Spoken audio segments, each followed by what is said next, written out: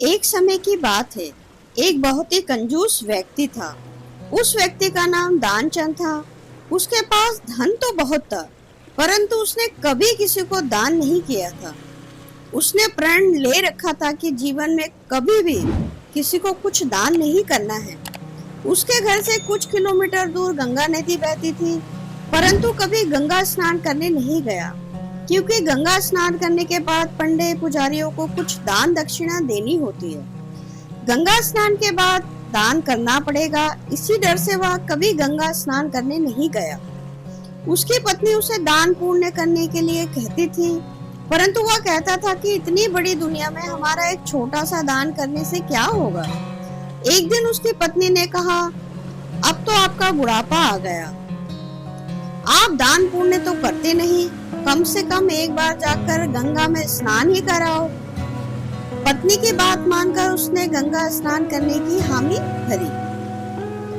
उसके घर से गंगा नदी 12 किलोमीटर दूर थी। रास्ते में कहीं पैसा खर्च ना हो जाए, इसलिए वह 12 किलोमीटर पैदल ही चला गया। दानचंद गंगा नदी के किनारे पहुंचा तो उसको लगा कि घाट पर जाएगा तो पंडित दान दक्षिणा मांगेंगे, इसलिए वह स्नान करने मुर्दा घाट चला गया। मुर्दा घाट बिल्कुल सुनसान था। उसने इधर उधर नजर घुमाकर देखा, दूर दूर तक कहीं कोई नहीं था। उसने जल्दी से गंगा जी में एक डुबकी लगाई। भगवान जो घट घट के वासी हैं, वह उसे यह सब करता देख रहे थे। भगवान को एक मजाक सूझा। भगवान वहां एक पंडित का रूप बनाकर प्रकट हो गए। जैसे ही दानचंद डुबकी लगाकर बाहर निकला, पंडित रूपी भगवान बोले, यजमान की जय हो। पंडित को देखते ही दानचंद कांप गया। वह बोला, यहाँ तो हद ही हो गई, यहाँ पंडा तो मुर्दा घाट पर भी आ गया। पंडित ने बताया कि मैं एक संतोषी ब्राह्मण हूँ और एकांत में यहाँ पर मुर्दा घाट पर ही पड़ा रहता हूँ। यहाँ पर कभी कभी आपके जैसा कोई यजमान आ जाता है और मेरा साल भर का इंतजाम इकट्ठा ही कर देता है। आज आप आए हैं, आपको मेरा 1 वर्ष का इंतजाम करना है। दानचंद बोला, मैं इतना दान तो नहीं कर सकता। पंडित बोला, दान तो अपनी श्रद्धा के ऊपर होता है, इसलिए आप 6 महीने का ही इंतजाम कर दो। दानचंद बोला, 6 महीनों का इंतजाम भी नहीं कर सकता। पंडित बोला, तो 3 महीने का। दानचंद बोला, नहीं। पंडित बोले, 1 महीने का ही कर दो। दानचंद बोला, मैं 1 महीने का तो क्या, मैं 1 दिन का भी इंतजाम नहीं कर सकता। अब पंडित ने कहा, आपको कुछ ना कुछ तो दान करना ही पड़ेगा, नहीं तो हम आपको जल से निकलने नहीं देंगे। थक हार कर दानचंद बोला, 1 आने का दान करूंगा, वह भी उधार। मेरे पास अभी तो कुछ नहीं है, इसलिए मेरे घर आकर 1 आना ले जाना। पंडित ने दानचंद को 1 आना दान करने का संकल्प दिलवा दिया। दानचंद ने सोचा, मेरा घर तो यहाँ से 12 किलोमीटर दूर है, यह पंडित 1 आने के लिए इतनी दूर थोड़े ही आएगा। इसलिए वह संकल्प लेकर अपने घर आ गया। घर पर पहुंचते पहुंचते लगभग शाम हो गई थी। वह इतनी दूर चढ़कर आया था, इसलिए थक गया था। वह सोने ही जा रहा था कि तभी उसके दरवाजे पर उस पंडित ने दस्तक दी। पंडित बोले, यजमान की जय हो। दानचंद की पत्नी ने दरवाजा खोला। वह पंडित को देखकर लौटी और दानचंद से पूछा, क्या किसी पंडित को कुछ देने के लिए कहकर आए हो? दानचंद बोला, हाँ, मैंने एक पंडित को 1 आना देने का संकल्प लिया है। पत्नी बोली, वह पंडित जी अपना 1 आना लेने दरवाजे पर खड़े हैं। दानचंद ने सोचा, वो पंडित 1 आने के लिए इतनी दूर आ गया।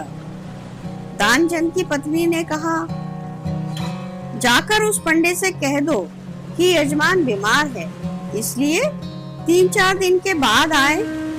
पत्नी बोली, 1 आने की ही तो बात है, दे क्यों नहीं देते हो?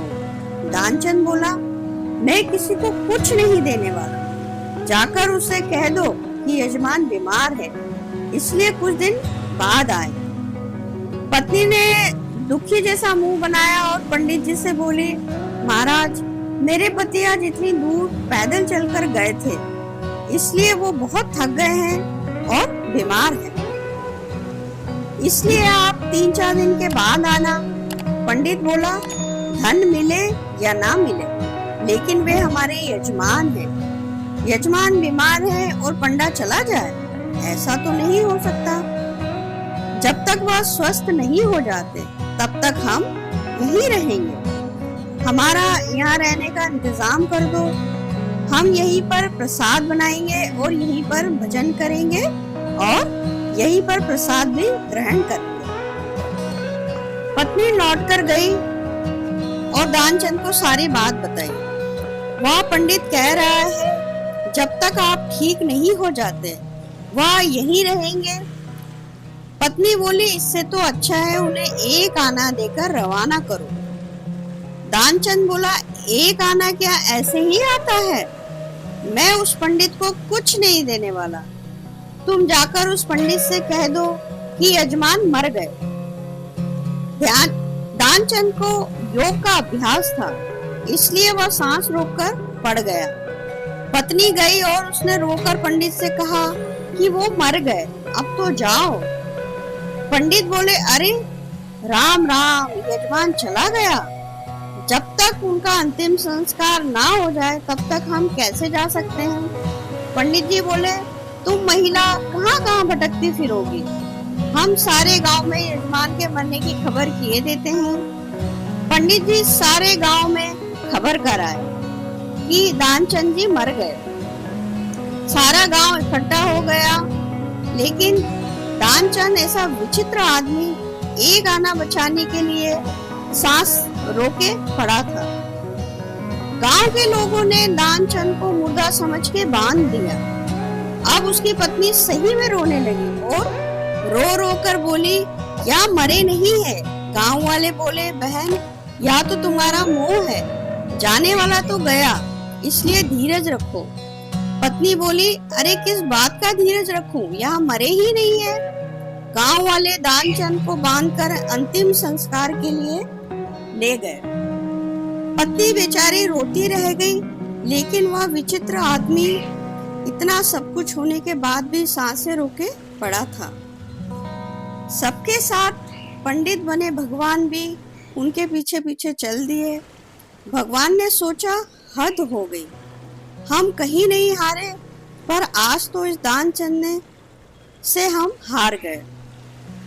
ऐसा विचित्र आदमी हमने कहीं नहीं देखा। 1 आना बचाने के लिए यह आदमी बिना मरे पड़ा है और चला जा रहा है।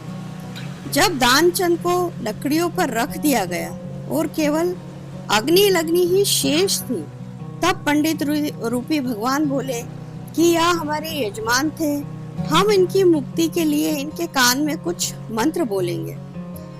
भगवान उनके कान के पास मुंह लेकर गए और बोले, मैं भगवान विष्णु हूँ, मैं वैकुंठ से तुमसे नाता जोड़ने आया हूँ। दानचंद ने जैसे ही सुना कि भगवान बोल रहे हैं, उसने धीरे धीरे आंखें खोली, लेकिन जैसे ही उसने देखा कि यह तो पंडित है, उसने फिर से अपनी आंखें बंद कर ली। भगवान बोले, हम हार गए, हम तुमसे कुछ नहीं लेंगे, तुम ही हमसे कुछ मांग लो। दानचंद धीरे से बोला, वह 1 आना छोड़ दो बस। पंडित रूपी भगवान तथास्तु कहकर वहां से चले गए और दानचंद आंखें खोलकर उठकर बैठ गया। दोस्तों, अगर आपको हमारी ये प्रस्तुति पसंद आई हो तो हमें कमेंट करना ना भूलें, लाइक करें, शेयर करें और हमारे चैनल को सब्सक्राइब अवश्य करें। अब मैं आपको मिलूंगी अगली वीडियो में एक ऐसी ही दिलचस्प और मोटिवेशन कहानी के साथ। तब तक के लिए धन्यवाद।